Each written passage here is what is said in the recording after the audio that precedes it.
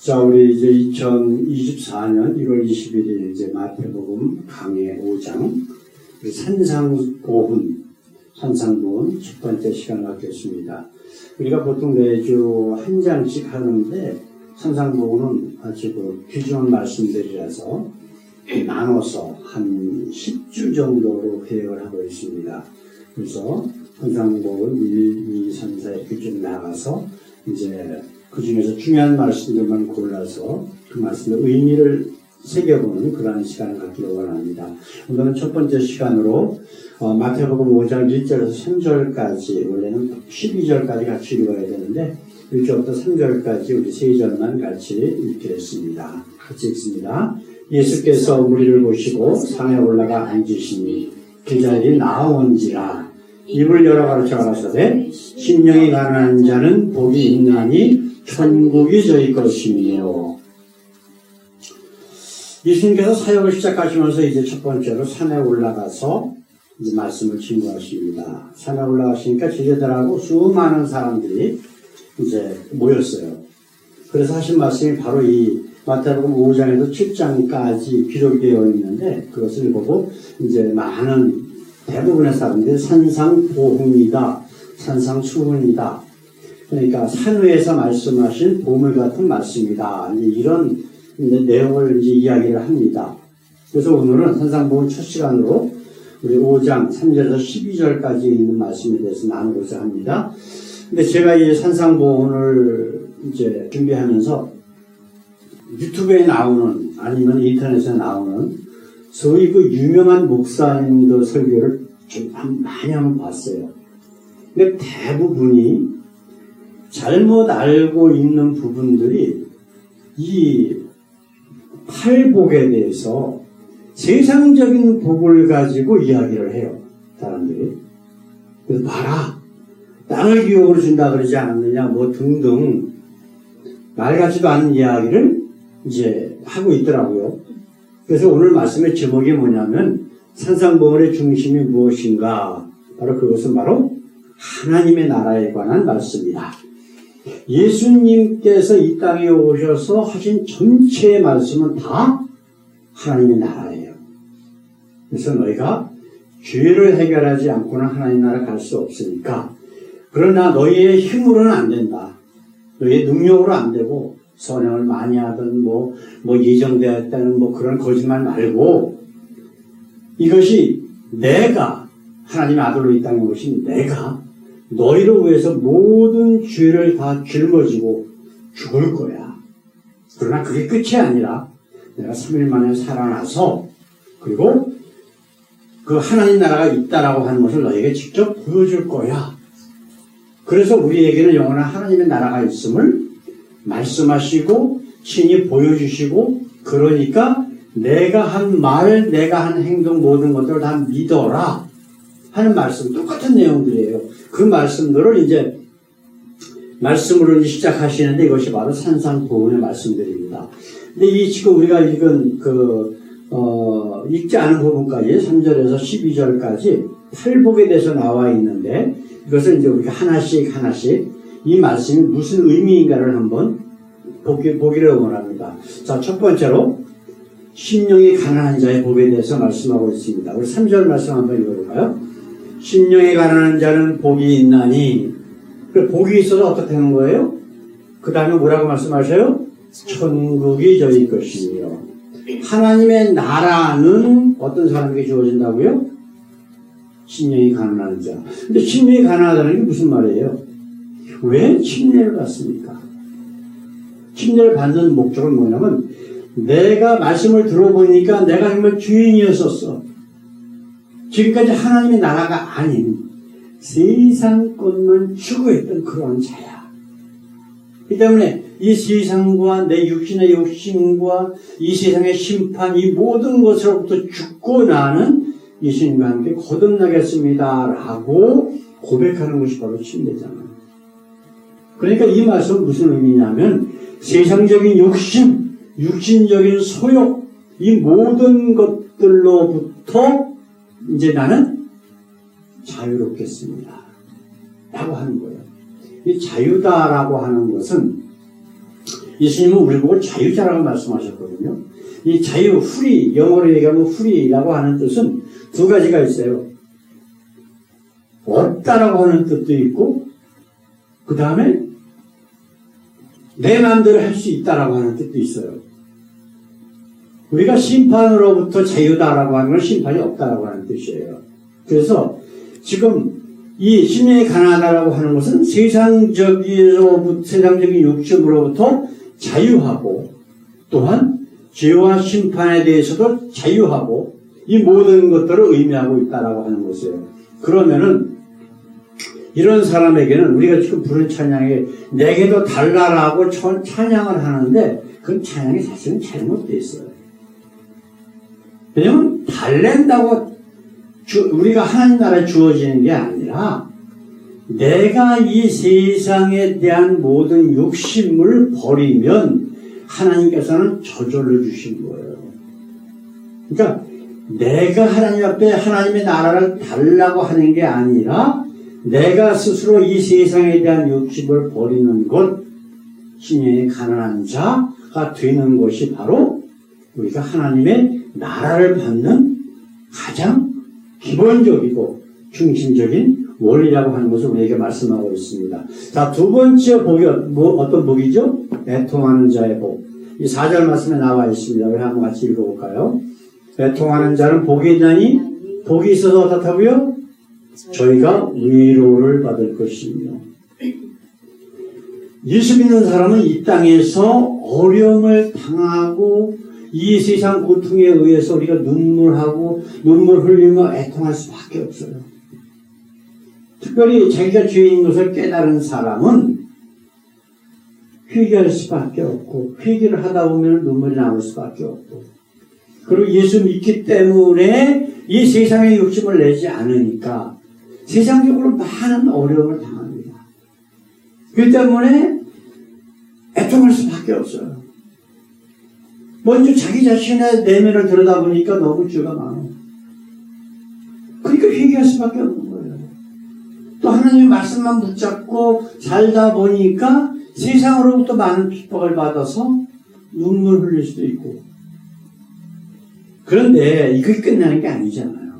우리가 하나님의 나라가 우리에게 주어졌을 때에, 우리가 하나님 나라에 갔을 때는 우리 하나님께서 예수님을 통해서 우리에게 주시는 위로가 있다라고 하는 거예요. 우리가 하나님 나라에 가면은 우리 주님께서 우리를 꼭 품에 꼭 안아주시면서 사랑하는 내 딸아, 내 아들아, 많이 힘들었지? 그러나 꿋꿋하게 다 이기고 흔들리지 않냐고 여기까지 왔구나. 그런 우리를 품어주지 않으시겠어요? 그것이 바로 본문에서 말씀하시는 위로라고 하는 뜻이에요.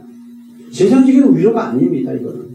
자, 그러면은 이제 세 번째 복이 뭘까요? 온유한 자의 복입니다. 온유한 자 복. 이것이 5절 말씀에 나와 있는데 5절 말씀 한번 읽어보십시다. 온유한 자는 복이 있나니. 그래서 어떻게 하는 거예요? 저희가 땅을 기업으로 받을 것이며.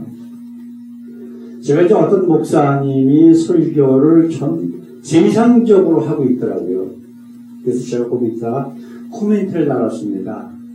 하나님의 사랑에 대해서 이야기를 하지 않고 세상 복을 추구하는 것이 목사가 설교할 건 아닙니다. 그랬더니 그 사람이 나한테 어떤 사람이 그분인지 아닌지는 모르겠어요. 어떤 분이 거기다 글을 달았는데 하나님은 무서운 분이라는 거예요. 가나안 땅에 들어가서 아이들까지 다 죽이라고 했던 그러한 하나님이다. 그렇게 얘기를 하더라고요. 그래서 제가 거기다 설명을 했습니다. 어디서 말씀을 배웠는지 몰라도 잘못 알고 계십니다. 이 하나님께서 그 모든 짐승이고 어린아이까지 죽이고 쫓아내라고 하셨던 장소가 바로 가나안 땅이라고 하는 것인데, 가나안 땅은 즉 하나님의 나라를 상징하는 것이고 약속의 땅이라고 하는 뜻입니다. 그래서 그 가나안 땅 하나님의 나라에는 어떠한 죄, 순수하게 천 하나님을 믿지 아니하는 모든 것들은 말살시키고 쫓아내라고 하셨던 그 의미를 생각해 보면은 하나님은 당신이 생각하는 그가 무도한 그러한 하나님이 아니라 사랑의 하나님이라고 하는 것, 그것을 깨달을 수 있다. 가나안 땅 외의 것들을 한번 생각해봐라. 이방인들조차도 회개하고 돌아왔을 때에 하나님을 믿겠다라고 했을 때에 100%다 받아주시는 건 바로 우리 하나님이다. 이것이 바로 회개하고 돌아오는 모든 자를 받아주시는 분인 것을 성경을 통해서 분명하게 알려주시지 않느냐. 근데 이 온유한 자라고 하는 건 뭐죠? 바로 그러한 하나님을 이야기하는 거예요. 온유하다는 건 뭐예요? 나보다 남을 낫게 여기고 자기 자신이 죄인임을 깨닫는 사람이 바로 온유할 수 있는 거예요. 이러한 사람은 겸손한 사람이에요. 그래서 이런 겸손한 자에게는 하나님께서 뭘 해주신다고요? 땅을 기업으로 받을 것이다. 그럼 세상에 땅 부자 되겠다는 거예요? 네? 한국에 어제인가요? 제가 이제 한국 뉴스를 이렇게 보다가 보니까 MBC에서 그런 통계를 가지고 발표한 게 있더라고요. 이제 이케아에서 전 세계에 지점들이 다 있으니까 그 나라 사람들에 대한 그 앙케이트 조사를 해서 통계를 냈어요. 유엔에서도 그 전에 몇 년 전에 아마 작년인가 재작년인가 했던 걸로 내가 기억을 하는데 한국 사람들이 가장 중요시 여기는 게 뭘까요? 그 세계 사람들이 가장 중요시 여기는 게 뭘까요?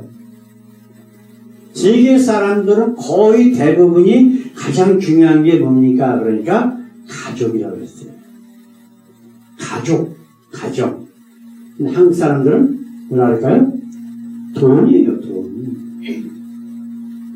세계에서 가장 기독교 인구가 많다라고 하는 한국이라는 데가 이만큼 썩어 있어요. 그럼 돈이라고 하는 것은 하나님의 나라입니까? 아니에요. 세상적인 거예요. 이런 사람들은 절대로 온유할 수 없어요. 왜냐하면 그 속에 욕심이 가득 차 있거든. 그 욕심이라고 하는 것을 온유하고 반대란 말이에요. 온유는 뭐예요? 남에게 내가 숙이고 오히려 손해볼지라도 다른 사람들을 위해서 희생하는 마음을 가지고 있는 사람들이에요. 그런 사람들은 어떻다? 저희가 땅을 기업으로 받을 것이며 하나님의 나라가 주어질 거예요.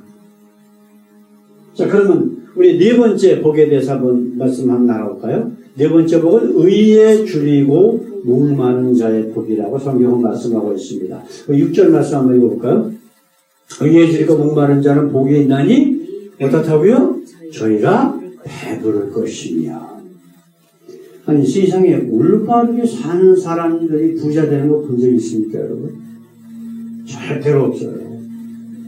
왜냐하면 올바르게 사는 사람들은 항상 손해보고 다른 사람한테 해코지를 당할 수밖에 없어요. 침례요한 어때요? 들판에서 그저 메뚜기 삼천으로 배를 채우고 낙타 털옷을 입고 하나님이 주시면 입고 주시면 먹고 그렇게 사는 사람이에요. 근데 그 침례요한을 보고 예수님께서 뭐라 하셨어요? 사람이 여인이 낳은 자 중에 가장 큰 자라고 말씀하셔요. 그러면 예수님의 말씀과 가르침은 세상 우리가 지금 생각하는 것하고 완전히 반대라고 하는 거예요. 그런데 지금 의에 줄이고 목마른 자는 복이 있나니 저희가 배부를 것이래요. 이 땅에서는 분명히 배부를 수가 없어. 그 어디서 배부르다는 뜻이에요? 바로 하나님의 나라에서 배부를 거예요. 거기는 하나님이 직접 다스리시고 우리에게 필요한 모든 것들을 다 공급하시는 거니까. 하루에 3끼 축하하지 않아요? 재벌들 뭐 수십조 수백조씩 가지고 있는 재벌들은 하루에 10끼 먹습니까? 마찬가지예요. 우리처럼 3끼 먹어요. 간식을 좀 맛있는 거 먹고 뭐 좀 비싼 거 먹을 수 있을지언정 그건 우리하고 상관이 없어요. 우리 예수님께서 우리에게 주신 우리 뭐 기도하라고 하신 말씀이 뭐예요? 우리에게 일용할 양식을 주옵시고 그거를 이스라엘 백성들이 출애굽해서 40년이 넘도록 가나안 땅에 들어갈 때까지 매일 일용할 양식을 공급하셨어요. 그게 베푸는 거예요. 그것 외에 더 욕심내면 그 사람은 하나님 나라 자체도 못 가요. 이게 바로 의에 줄이고 목마른 사람의 바로 복이라고 하는 겁니다. 이제 시편 42편 1편을 보게 되면 이제 그런 얘기가 있죠. 하나님이여 사슴이 시냇물을 찾기에 갈급한 같이 내 영혼이 주를 찾기에 갈급합니다. 찬양도 있지 않습니까, 여러분? 근데 여기서 시냇물을 찾기에 갈급하다라고 하는 건 뭐냐면은 내 목숨이 달려있다라고 하는 뜻이에요. 그걸 안 먹으면 죽어. 왜 아프리카에 있는 그 엄청나게 많은 초식동물들이 아프리카 북쪽으로 갔다가 남쪽으로 갔다가 수천 킬로를 이렇게 이동을 할까요? 물, 먹을 거, 풀, 그것 때문에 다니는 거예요. 귀찮아서 안 간다? 그건 죽을 수밖에 없죠. 그냥 물이 안 내려서 물도 못 먹지, 풀도 없지. 그럼 그냥 앉아서 죽는 거죠. 이게 갈급하다라고 하는 뜻이에요. 사슴이 그냥 목이 조금 마르다가 아니라, 그걸 안 먹으면 지금 죽게 돼 있어. 바로 그런 심령으로 내 영혼이 주를 찾기에 갈급합니다. 바로 우리 주님께서 나의 생명 되심을 고백한 다윗의 시가 아닙니까? 자, 그러면 다섯 번째 복을 한번 생각해 보십시다. 긍휼히 여기는 자의 복. 자, 우리 7절 말씀 한번 읽어보십시다. 긍휼히 여기는 자는 복이 있나니 어떻다고요? 그 다음에 저희가 긍휼히 여김을 받을 것입니다. 긍휼히 여긴다는 건 뭐죠? 불쌍히 여기는 거예요. 불쌍히 여기는 거. 남을 불쌍히 여기는 사람은 자기가 어떤 존재인지를 깨달은 사람이에요. 자기가 죄인인 거예요.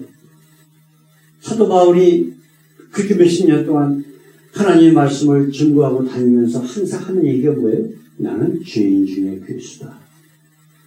한 곳곳마다 이적을 베풀고 사람들이 막 존경을 해요. 심지어는 어떤 사람은 그 앞에 엎드려서 절하고 막 제사까지 지내려고 그럴 적에 사도 바울이 뭐라 그래요? 나는 너희들하고 똑같은 사람이야. 그러나 내 안에 계신 우리 주님께서 역사하는 거지 나하고 상관없어. 내가 하는 게 아니야. 지금 목사들하고 틀리죠? 그러면 어깨에다 힘주죠? 네? 바로 그런 것들이, 그러니까 그 사람은 그렇게 하는 목사라고 하는 사람이 있다면은 그 사람은 절대로 우리 예수님으로부터 긍휼히 여김을 받을 수가 없습니다. 자기 스스로 이 세상에서 영광을 받기를 원하는 자가 어떻게 하나님께 긍휼을 받을 수가 있어요? 이 말씀하고 완전히 반대잖아요. 남을 긍휼히 여기지 못하는 자는 긍휼히 여김을 받지 못할 것이요. 똑같은 말씀이에요. 마태복음 18장에 보게 되면은 어떤 이런 예화가 있습니다. 예수님께서 하시는 말씀인데 왕이 1만 달란트 빚진 자를 탕감해 주었어요. 1만 달란트면 평생을 하나도 안 쓰고 갚아도 절대로 못 갚습니다. 그런데 이 사람을 모든 빚을 다 탕감해 주고서 그래 너 열심히 살아라 하고 내보내 주셨다고. 그런데 이 사람은 가가지고 자기한테 겨우 100데나리온 빚진 사람을 돈 갚으라고 난리를 쳐갖고 그 사람이 갚을 능력이 안 되니까 감옥에다 남겨서 관리한테 넘겨갖고 감옥에다 집어넣었어요. 그러니까 이 예수님이 하시는 말씀이 한번 볼까요? 마태복음 18장 33절 내가 너를 불쌍히 여긴 것 같이 너도 내 동반을 불쌍히 여김이 마땅치 아니하냐. 이게 당연하지 않냐 그 얘기예요. 내가 너를 불쌍히 여겨서 내가 평생에 갚지 못할 돈까지도 다 판단해 줬는데 너는 겨우 100일치 1당 정도 얼마 되지도 않잖아요. 네? 그 정도 빚진 사람을 용서하지 못하고 그 사람을 감옥에다 집어넣어. 그래갖고 이 사람을 감옥에 다시 집어넣었다라고 하는 그러한 말씀을 예수님께서 하신 적이 있어요. 우리는요, 우리가 용서받지 못할 죄이었음에도 불구하고 예수님께서 나를 용서하시고 하나님의 자녀 삼으셨다라고 하는 깨닫지 못하면 결코 그 사람은 긍휼히 여겨서 남을 용서할 수 없습니다. 남을 용서하지 못한 사람은 교만한 사람이에요. 교만은 패망의 손봉이라고 성경은 분명히 말씀하고 있습니다. 거기서 패망은 이 땅에서 뭐 사업에 실패하고 그런 문제가 아니에요. 하나님 나라에 들어가지 못한다라고 하는 아주 정확한 말씀이라는 겁니다. 이렇게 남을 긍휼히 여기는 사람은 자신이 긍휼히 여김을 받는 복을 받을 수밖에 없어요. 그게 우리 하나님과 예수님의 말씀, 약속입니까? 우리 주기도문 6장 12절에 뭐라고 말씀되어 있어요? 우리가 우리에게 지은 죄를 사하여 준 것 같이 우리 죄를 사하여 주옵시다. 내가 다른 사람의 나에게 조금이라도 해가 있고 빚이 있는 사람, 그런 사람들 용서하지 못하고 끝까지 원망하고 그 사람의 해코지 한다 그러면 자기 자신도 역시 하나님으로부터 용서받지 못한다라고 분명히 하신 말씀이에요. 자, 6번째 복 한번 볼까요? 마음이 청결한 자의 복. 이 말씀이 이제 8절 말씀이 있는데 한번 볼까요? 마음이 청결한 자는 복이 있나니, 그 다음에 어떻다고요? 저희가 하나님을 볼 것이며. 어디 가서 하나님을 봐요? 하나님의 나라에서. 이 팔복 전체가 하나하나가 다 전부 하나님의 나라에 관한 말씀이란 말이에요. 마음이 청결하다는 게 무슨 뜻이죠? 아까 첫 번째 복, 심령이 가난한 자하고 의인과 거의 비슷하잖아요. 심령이 가난한 자는 뭐라고요? 세상적인 욕심이 없다는 사람이에요. 마음이 청결한 자는 무슨 뜻이에요? 내 마음에 악한 것이 없다는 거예요. 그 악하다라고 하는 것을 세상적인 의미로 생각하지 마세요. 선행을 많이 하고 착하고 이런 의미로 생각하지 마시라고요. 성경에서 악하다라고 하는 것, 성경에서 죄라고 하는 것은 단 하나밖에 없어요. 그건 뭐예요? 하나님을 믿지 않는 거예요. 하나님을 믿지 않는 자는 마음이 청결할 수가 없어요. 왜? 세상 욕심이 들어오기 때문에. 자, 그러면은 이런 사람들에게 마음이 청결한 자에게는 어떻다고요? 하나님을 볼 것이다. 결국은 뭐예요? 하나님의 나라에 갈 것이다. 하나님의 나라가 그 사람의 것이 되고 하나님과 함께 영원한 삶을 누릴 수 있다라고 하는 것을 성경은 지금 예수님을 통해서 말씀하고 있다라고 하는 거예요. 자, 그러면 7번째 복, 화평케 하는 자의 복은 뭘까요? 한번 우리 성경 말씀 9절 말씀 한번 읽어볼까요? 화평케 하는 자는 복이 있나니, 그래서 저희가 하나님의 아들이라 이 걸음을 받을 것이며. 누가 화평케 할 수 있을까요? 겸손한 사람. 자기가 죄인임에도 불구하고 용서받은 것을 깨닫는 사람. 그렇죠? 왜 분란, 분노, 싸움을 일으켜요? 교만한 사람이기 때문에. 내가 최고다, 내 말이 맞다, 내 말이 진리다라고 하는 사람은 어디든지 가서 사람들과 어울릴 수가 없어요. 계속 싸움을 만들어내요. 지금 저기 캐롤톤에서 목회하다가 지금 다른 지역에 가신 목사님이 그렇게 골프를 잘 친대요. 근데 이제 여기서 한 20년이 넘도록 목회를 하다 보니까 목사님들 간에 소문이 났어. 목사님들이 이제 골프 치는 목사님들이 몇 분 계시는데 같이 골프를 치러 가면은 꼭 속인대, 사람을. 그 공을. 저는 골프를 안 쳐봤으니까 모르는데 골프를 공 치기가 좀 나쁜데 그런 데서 공이 떨어져 있으면 수구멍이 있다가 공 치기 좋은 데 가서 수구멍이 떨어뜨려 놓고 그걸 다른 분들이 여러 번 봤다는 거예요. 근데 이건 장난이 아니잖아. 그렇잖아요. 스포츠라고 하는 것은 정정당당해야 되는데 스포츠에서조차도 그런 짓을 한다. 이것이 이제 여러 목사님들이 이것을 눈으로 보니까 이제 그 목사님하고는 골프를 안 친다. 그렇게 얘기가 아주 소문이 돌아 있더라고요. 그러다가 이제 어떤 일이 생겨서 이제 다른 데로 가셨지만은 이렇게 육신적이고 세상 욕심을 가지고 있는 사람은 결코 남을 위해서 희생할 수가 없어요. 왜?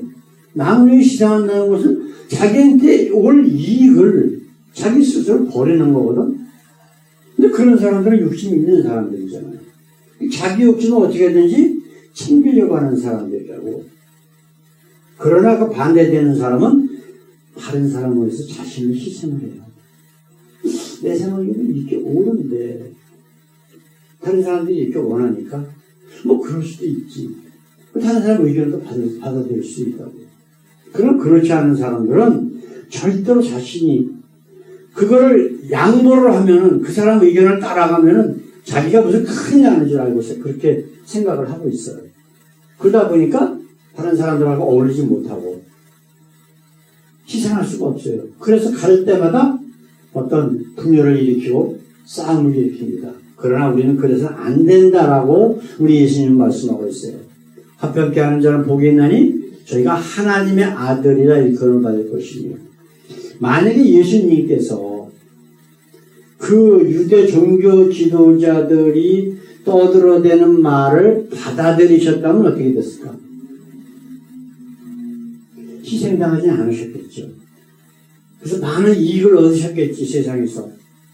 근데 그럼 예수님은 왜 그러셨을까?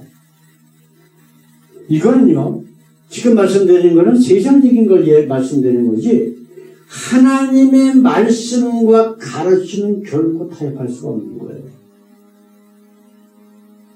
제가 이제 목사님들이나 이런 다른 분들이 이렇게 모임이 있어가지고 어떤 계기가 돼서 그분들이 하는 말씀이나 이런 것이 왜 잘못됐는지, 왜 하나님의 말씀하고 틀린지를 이야기를 하면 사람들이 그렇게 목사들이 싫어해요.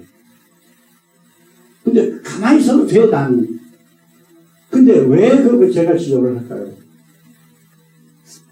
바로 그 하나님께서 예수님을 통해서 원하시는 거기 때문에 거룩한 분노, 하나님의 의는 결코 양보해서는 안 돼요. 이것이 바로 하나님께서 원하시는 거예요. 그게 바로 이제 18번째 복. 우리 한번 읽어볼까요? 의를 위하여 핍박받는 자의 복. 자, 우리 10절에 있는 말씀. 의를 위하여 핍박을 받는 자는 복이 있나니 천국이 될 것입니다. 내가 하나님의 자녀라면, 하나님의 나라가 나의 것이라면 어떻게 해야 된다? 의를 위해서 핍박을 받아야 된다. 여기서 의는 뭐예요? 하나님의 말씀, 하나님의 가르침이에요. 그분이 어떤 분이신가라고 하는 것에 대한 절대적인 원칙. 지금 말씀드렸잖아요. 예수님 분명히 유대교 종교 지도자들이 잘못 가르치고 있는 것에서 지적을 하셨다고. 심지어는 너희는 너희 아비 마귀에서 나타났다고 얘기하셨어요. 독사의 자식이라고 말씀하셨어요. 침례 요한은 왕 보고 자기 목숨을 빼앗을 수 있는 왕에게 당신이 당신 동생의 아내를 빼앗아서 당신 아내로 삼는 것은 하나님 앞에 죄다 라고 분명히 얘기해요. 많은 종교 지도자들이 있지만 그들은 말 한마디 안 했어요. 왜? 좋은 게 좋은 거니까. 그렇게 해서 왕의 눈에 잘 들고 권력을 행하면 얼마나 좋아. 옛날에 박정희 전두환 그 시절에 목사라고 하는 기독교 지도자라고 하는 자들이요, 그 독재자들 조기 기도회, 조창 기도회니 뭐니 가서 기도해주고, 전두환 그 대머리에 손을 얹고 기도해주고, 그리고 한번 나올 때마다 보도 그때 집 한 채 값도를 받아갖고 나왔대요. 응? 오라 그러는데도 안 오면 찍혀가지고 박혀받고. 안 가신 분들이 하신 박경림 목사님 이런 분들 얘기 들어보면은, 내가 저 사람이 하는 일에 대해서 결코 하나님의 뜻이 아닌데 내가 어떻게 가서 그 사람을 위해서 기도해 줄 수 있느냐. 그래서 안 가셨다는 거예요. 근데 소위 그 이름 있다라고 하는 각 교단의 그 목사들이 쭉 가가지고 어떻게 나 안 불러주나, 그 정도 있었대요, 목사라는 것들이. 그러니까 오히려 안 간 사람들은 찍혀갖고 그냥 감옥에서 들어가고 많은 박해를 받았단 말이에요. 근데 그런 것들이 바로 의를 위해서 핍박을 받는 거예요. 그 의는 뭐라고? 죄성적인 의가 아니라 하나님의 의, 하나님의 말씀, 하나님의 가르침, 이거는 절대로 변경해서는 안 되고 우리가 침묵해서는 안 된다라고 지금 말씀하고 있어요. 우리 겸손한 사람 생각해 보십시다. 바울이나 예수님 이런 분들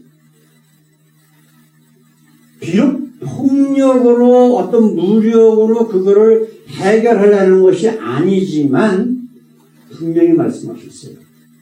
그것은 잘못된 것이다. 하나님의 말씀과 가르침에 위배되는 것이다라고 분명히 이야기를 하고 있어요. 그렇죠? 이것이 바로 예수님은 모든 사람들이 가져야 할 복된 자의 모습이 되어야 된다라고 한 거예요. 그렇다면 우리는 어떻게 살아야 될까요? 지금 말씀하시는 예수님께서 말씀하시는 8가지 복, 그걸 행하면 세상적으로 복이 올까요? 안 올까요? 오히려 반대죠. 어렵습니다. 박해를 받아요. 가난할 수도 있어요. 죽임을 당할 수도 있어요. 그러나 지금 결론적으로 뭐라고 말씀하셔요? 천국이 저희 것이며. 그렇게 살아래요. 우리 한국에 세계에서 가장 높은 기독교 인구 비율을 가지고 있는 나라가 정말 이렇게 하나님의 말씀, 우리 예수님의 말씀 가지고 사는 사람들이라면 정말 얼마나 멋질까? 나라가 얼마나 좋아질까?